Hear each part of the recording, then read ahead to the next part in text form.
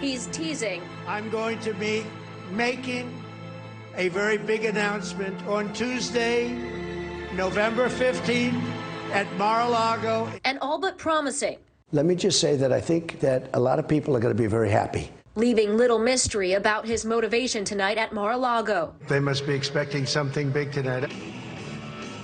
7 years after descending into the world of politics, former President Trump is hinting at another bid for the White House. I, Donald John Trump, do solemnly swear. His announcement will look much different than 7 years ago, with the former president embroiled in legal problems. An FBI investigation into classified government documents Trump took with him when he left office and stored at his Mar-a-Lago home still ongoing. Some Republicans on Capitol Hill are backing away from the former president and pushing for the party to turn the page, leaving the door open for another option in 2024. And I think, so in the days ahead, I think there will be better choices. Trump's 2016 running mate, former Vice President Mike Pence, adding to the rumors he may run. This may actually be the most important election in the life of our nation. Pence could be jumping into a potentially crowded GOP field, with Trump's latest target, Florida Governor Ron DeSantis, leading the pack. Today, DeSantis dismissing Trump's recent attacks against him as noise. When you're getting things done, yeah, you take incoming fire.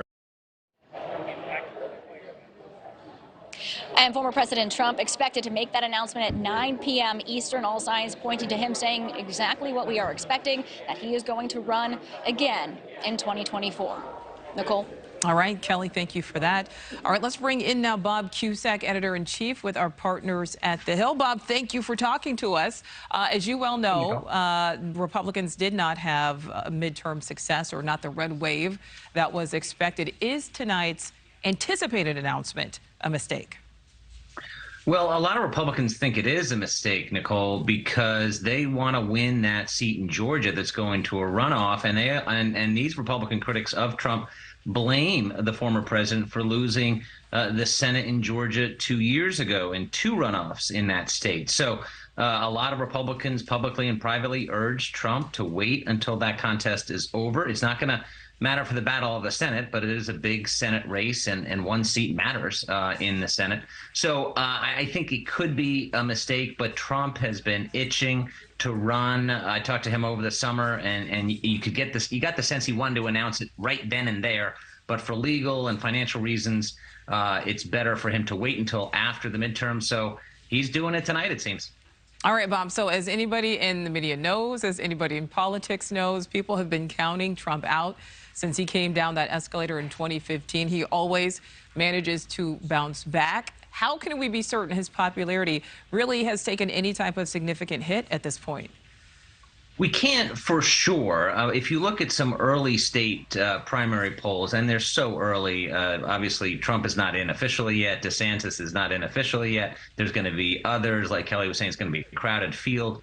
But you know, you think about Senator Loomis, Cynthia Loomis. She's a Republican from Wyoming. She's not been a Trump critic. She's actually worked with the president on a number of things. And she said this week, after the midterms, the leader of the Republican Party is Governor DeSantis. That's an indication that a number of Republicans are ready to move on. However, if it is a crowded field, again, that helps Trump like it did in 2016. He won't need 50% of the vote. He could just skate by with 35% because the vote will be diluted over so many candidates. And I expect at least a handful of candidates, if not double digits, to get in. They're not going to be deterred by President Trump getting in. All right, so Bob, that leads me to my last question here. What is the best and worst case scenario at this point for the former president after tonight's announcement?